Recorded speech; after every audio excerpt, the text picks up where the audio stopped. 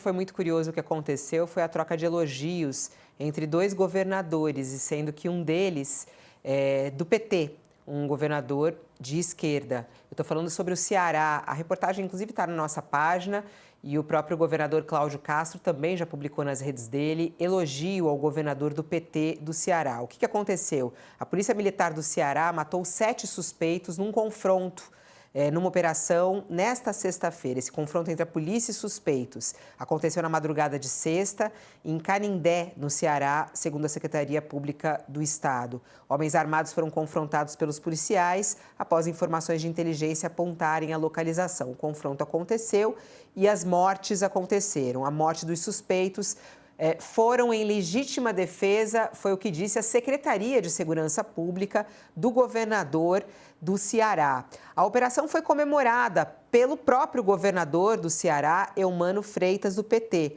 com indireta, inclusive, a operação do Rio de Janeiro. Ele disse: nenhum policial morto, nenhum inocente alvejado, a população protegida. Parabéns à nossa Polícia Militar do Ceará. Então não é só a Polícia do Rio de Janeiro que faz isso também, né? Como é que a senhora, como ministra dos Direitos Humanos, entende essa operação no Ceará? Bom, primeiro eu queria falar que não é só a polícia, né? Nós não estamos falando da polícia, nós estamos falando dos governos, não é? Porque fica parecendo assim, a polícia comemora. Não tem aqui, da minha parte, nenhuma questão em relação à polícia, porque eles são ordenados, né? Eles estão vinculados a um governo, eles cumprem ordens. E a gente viu aqui no Rio de Janeiro, muito triste, um policial militar com pouquíssimo tempo de exercício profissional, foi mandado para a linha de frente e faleceu nesse confronto. Então, na minha percepção, as forças policiais, os trabalhadores das forças policiais, eles também acabam sendo vítimas no dia a dia, no cotidiano, dessa agenda do crime organizado. Tem uma questão que, para mim, também bate muito forte, né? No geral, eu falo que ontem teve uma cena muito forte para mim, né? Que quem é que estava ali chorando as pessoas que morreram? Eram as mulheres negras que estavam ali chorando. Todas as pessoas que morreram. Quem é que resolve? Quem é que tem a mão e a caneta para matar? É sempre um conjunto de homens brancos sentados em torno de uma mesa. Então, eu acho que isso também diz muito da nossa história, da história do nosso país. Tem um racismo estabelecido, tem uma lógica de classe estabelecida, tem uma violência de construir a monstruosidade sobre alguns corpos e, eu dizia, muito pouca inteligência por trás de tudo isso. Então, primeiro, acho que a gente precisa recuperar que o Estado ele não tem autorização para matar. Cabe ao Estado defender as populações e as comunidades. Nós também, pessoas negras, periféricas, somos sujeitos de direito da segurança pública. Eu não quero poder entrar no meu bairro, né, e ser surpreendida por balas perdidas, seja de que lado for. Porque muitas vezes, quando a gente fala isso, querem nos colocar num lugar que, na verdade, nós não estamos. Querem nos levar para um lugar de construir uma oposição. Ao fim e ao cabo, quem está morrendo são os trabalhadores. São trabalhadores que estão morrendo de um lado e do outro. Agora, ministra, nesse caso do Ceará, a senhora acha que também tem que ter uma cobrança em relação ao governador do Ceará? Só para a gente não ficar sem a resposta.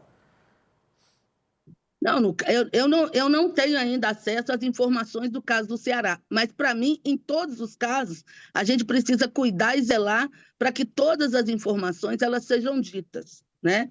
Para que as perícias sejam feitas da forma mais objetiva possível. E é muito difícil quando hoje a gente tem cada polícia em cada canto do país agindo da sua forma. Porque a gente não sabe, né, que essas redes hoje elas estão interligadas, que uma coisa que acontece no Rio de Janeiro também pode estar ligada ao que está acontecendo em Minas Gerais, ou ao Paraná, ou ao Rio Grande do Sul, e nós vamos continuar agindo como se as coisas estivessem completamente fragmentadas. E a cada grupo de mortos que a gente entrega em praça pública, a gente acha que isso é uma coisa que a gente tem que se vangloriar. A gente não quer extermínio. A gente quer que as pessoas elas sejam presas paguem pelos crimes que cometeram e que as comunidades tenham paz. Isso foi uma das primeiras coisas que eu ouvi ontem, né? A gente precisa que as comunidades tenham acesso à paz.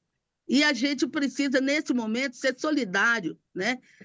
Às famílias, aos familiares dos policiais, aos familiares das vítimas e a sociedade brasileira, mas especialmente o Estado brasileiro, seja por meio do Legislativo, do Executivo e do Judiciário, atuar para coibir o crime organizado e para libertar a população das favelas e das periferias, porque esses grupos também privatizam o Estado.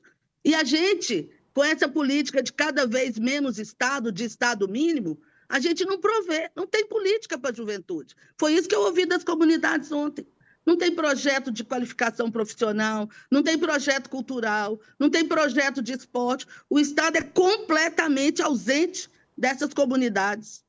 Quando chega numa operação truculenta, tirando muitas vidas.